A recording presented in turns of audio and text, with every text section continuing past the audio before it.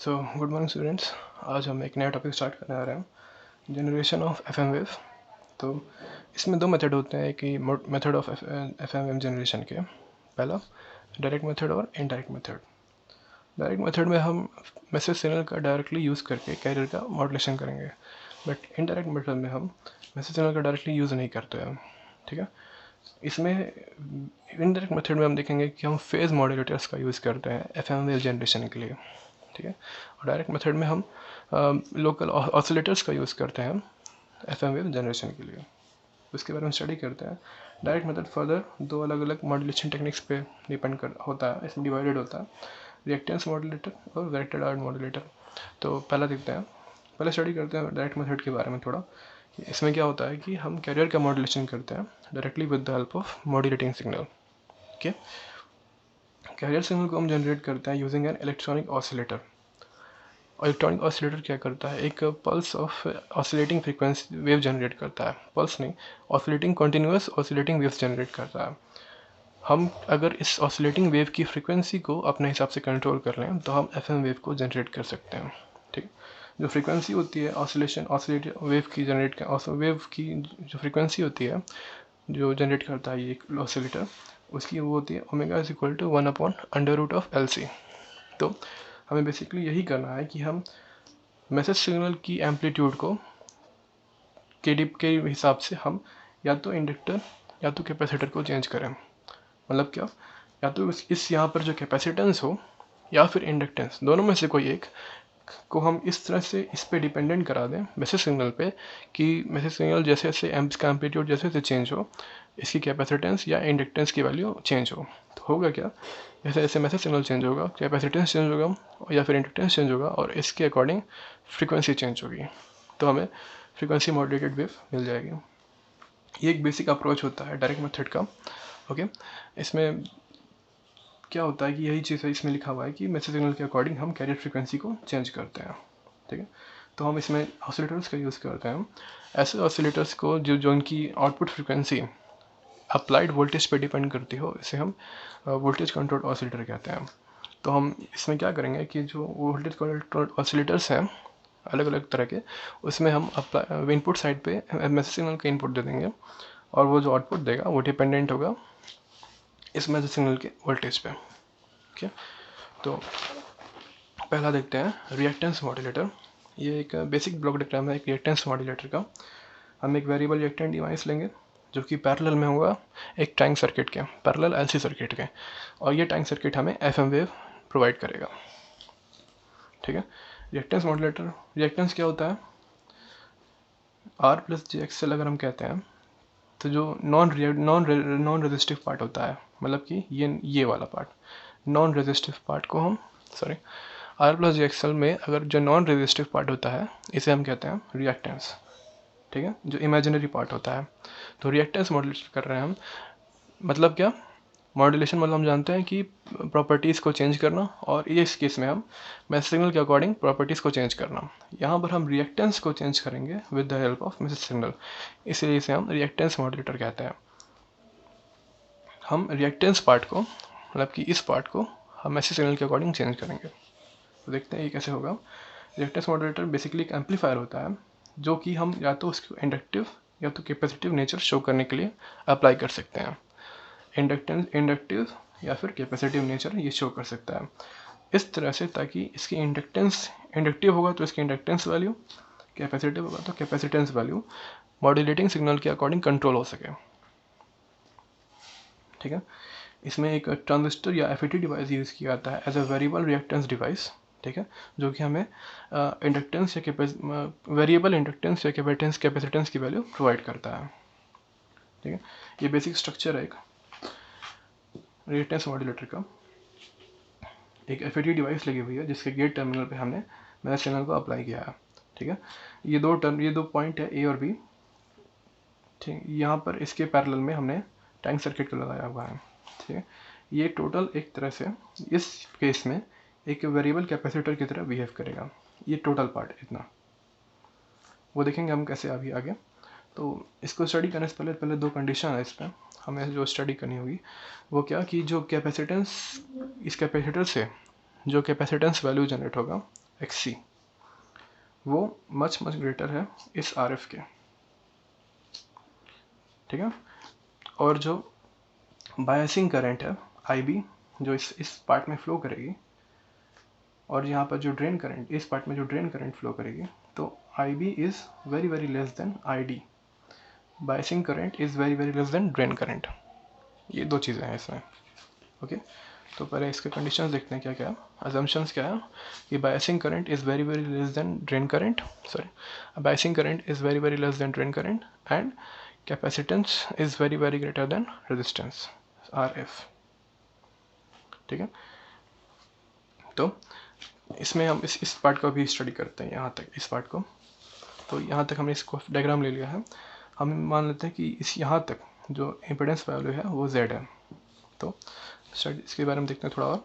अब apply gate terminal हमने voltage भी अप्लाई किया है, तो V जो गेट वोल्टेज होगा, गेट टू सोर्स वोल्टेज, वो क्या हो जाएगा IB इंटू RF, ये करंट इंटू RF वैल्यू,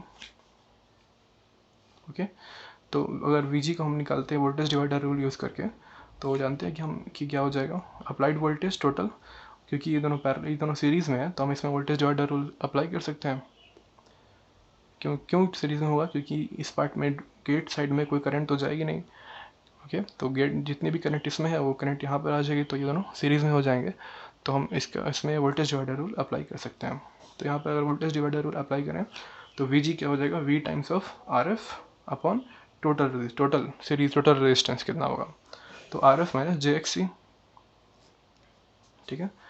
अच्छा, अब ट्रांसकंडक्टेंस हम जानते हैं, अब FET क्या होता है, GM is equal to change in drain current upon change in gate voltage. Transconductance क्या होता है, एक तरह से ये बताता है कि गेन कितना होगा या एम्पलीफिकेशन कितना होगा। BJT में ये क्या होता है, बायसिंग कलेक्टर करंट अपॉन अब बायस वोल्टेज। तो यहाँ पर हमने ट्रांसकंडक्टेंस निकाला, GM is equal to ID upon VG, या फिर ID इज इक्वल टू यहाँ से ट्रांसकंडक्टेंस इंटू गेट वोल्टेज। अब यहाँ गेट वोल्टेज पे हम इसकी वैल्यू रख देते हैं V upon RF, V into RF upon RF minus JXCF, ठीक है। अच्छा, अब यहाँ पर इंडक्टेंस, यहाँ पर एडमिट, अगर ये इम्पेडेंस वैल्यू निकालना चाहें तो क्या होगा, Z is equal to applied voltage कितना टोटल V अपॉन, यहाँ पर मान लेते हैं करंट I है, तो टोटल करंट कितनी आ रही है I, और टोटल अप्लाइड वोल्टेज कितना है V, तो V अपॉन I होगा। I फर्दर डिवाइड किसमें हो जाएगा, Z is equal to V upon IB plus ID। But हमने भी यहाँ पर अजम्पशन लिया कि IB is very less than ID, तो ये रिड्यूस होके क्या हो जाएगा, Z is equal to V upon ID, ठीक है। क्यों, क्योंकि IB is very less than ID है। Biasing current is very less than drain current, तो IB का टर्म यहाँ से हट गया, केवल ID बचा। तो अगर हम फिर यहाँ पर ID की वैल्यू रखते हैं, यहाँ पर हमने यहाँ पर ऑब्टेन किया है Z is equal to applied voltage upon ये पूरी value GM V RF upon RF minus JXCF, okay. V से V कट जाएगा, ये डिनोमिनेटर वाला टर्म ऊपर चला जाएगा, यहाँ पर और बचेगा क्या डिनोमिनेटर में GM इंटू RF। अगर GM को कॉमन ले लें, -1 अपॉन GM को कॉमन ले रहे हैं हम, तो क्या बचेगा ब्रैकेट में JXC अपॉन RF माइनस 1। और सेकेंड एजम्पशन हमारा क्या है, XC is very greater than RF, तो since XC is very greater than RF, तो ये पूरा टर्म वेरी ग्रेटर देन 1 होगा, ठीक है। एक्सेंस तो क्या हो जाएगा, XC upon RF is very greater than 1, तो हम इस पूरे टर्म को क्या कर सकते हैं कि माइनस सिर्फ इसमें से 1 हटा सकते हैं, तो G minus JXC upon GM into RF हो जाएगा, ओके। अच्छा, यहाँ पर इसको थोड़ा स्टडी करते हैं, इस टर्म को क्या आया है, minus JXCF upon GM into RF। Impedance value क्या होती है, अगर कैपेसिटेंस के टर्म में है तो R माइनस JXC। यहाँ पर अगर इससे कंपेयर करें तो R वैल्यू 0 है और XC की वैल्यू कितनी आई है, XCF upon GM into RF, ठीक है। यहाँ पर देखने वाली बात क्या है कि इसमें रेजिस्टेंस नहीं है, इसमें सिर्फ कैपेसिटेंस का टर्म है, ठीक है। मतलब कि क्या, जो इम्पीडेंस यहाँ पर मिलेगी वो कैपेसिटिव नेचर की होगी, और हमने भी पीछे बात की थी कि एफ डिवाइस क्या होता है, एक इंडक्टिव या कैपेसिटिव नेचर का होता है। तो इस केस में यहाँ पर ये कैपेसिटिव नेचर को हमको शो कर रहा है। तो XCF हमने क्या निकाला, XC क्या निकाला, XCF upon GM into RF। XCF क्या है, 1/2πfCF, इसका कैपेसिटेंस वैल्यू क्या हो जाएगा, -J upon 2πf into CF into GM into RF, या फिर इस पूरे टर्म को हम क्या मान लेते हैं, X इक्विवेलेंट। क्यों, क्योंकि ये पूरा नेगेटिव J कंपोनेंट है, ये क्या हो जाएगा, ये रिएक्टेंस वाला पार्ट है, तो हमें रिएक्टेंस इक्विवेलेंट मान लेते हैं। ये क्या होगा, ये X इक्विवेलेंट कैपेसिटिव नेचर का होगा, ठीक है। तो X इक्विवेलेंट क्या हो जाएगा, 1/2πf इंटू C इक्विवेलेंट। इस यहाँ ये जो पार्ट है पूरा, हम इसे कैपेसिटेंस के इक्विवेलेंट मान लेते हैं। क्यों, X इज इक्वल टू होता भी है 1/2πc, 2πf इंटू सी, ओमेगा सी या फिर 2πf इंटू सी। तो 2πf का हमने कांस्टेंट लिया यहाँ पर, और बाकी जो पूरे पार्ट को हमने सी इक्विवेलेंट मान लिया। तो हमें कैपेसिटेंस, इक्विवेलेंट कैपेसिटेंस की वैल्यू मिल गई, जो कि क्या है, CF, ये capacitance value into GM transconductance into RF, ये है रेजिस्टेंस वैल्यू, ओके। तो इससे हमें कैपेसिटेंस की वैल्यू मिल गई, जो कि यहाँ पर ZU इंडक्टेंस, यहाँ जो इम्पिडेंस है वो क्या है, कैपेसिटेंस वैल्यू है, और इसकी वैल्यू हमें क्या मिली है, -J X equivalent, where X equivalent is equal to 1/2πf C equivalent, और C इक्विवेलेंट क्या है, CF into GM into RF, ठीक है। तो इसको थोड़ा सा और स्टडी करते हैं इसके बारे में। हमें यहाँ पर इस पार्ट पे देखिए, अब यहाँ पर वापस यहाँ तक का हमें इम्पिडेंस वैल्यू मिल गया है, Z is equal to X1 - J upon X equivalent, capacitive nature का है, ठीक है। तो एक तरह से यहाँ पर एक कैपेसिटिव वैल्यू है, हम कह सकते हैं। इसको पूरे को रिप्लेस करके हम एक वेरिएबल कैपेसिटर के फॉर्म में इसको पूरे को रिप्लेस कर सकते हैं, है ना। हमने अभी निकाला है पीछे कि इम्पिडेंस इस पूरे पार्ट का एक कैपेसिटिव नेचर का है, तो XC इक्विवेलेंट, तो हम इसे पूरे को रिप्लेस कर सकते हैं यहाँ पर, ओके। अब होगा क्या, अब क्योंकि ये टैंक सर्किट है, इसके ये दोनों कैपेसिटेंस वैल्यू पैरेलल में है, तो क्या होगा, जो नेट कैपेसिटेंस होगा वो क्या हो जाएगा, C is equal to C equivalent plus C। यहाँ पर क्या हो जाएगा, C is equal to C equivalent plus C value, total C equivalent plus C value. तो इससे होगा क्या, अब जो टैंक सर्किट है वो omega is equal to 1/LC पे डिपेंड करता है। अब ये ना इस पे ना होकर ये इस केस में ओमेगा इस टैंक सर्किट की अब ओमेगा वैल्यू 1/L और C टोटल जो ट्रांजिस्टर कैपेसिटेंस निकाला हमने उस पे हो जाएगी, और CT हमने निकाला C equivalent plus C, 1/√L C equivalent plus C, ठीक है।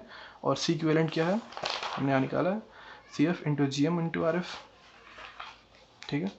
और GM क्या है हमारे पास, GM हमारे पास ये निकला था ID अपॉन VG, ठीक है। तो टोटल क्या होगा कि अब अप्लाइड वोल्टेज जो है V, उस पर ये डिपेंड करेगा टोटल, ठीक है। तो ये था हमारे पास किसका, रिएक्टेंस मॉड्यूलेटर का वर्किंग।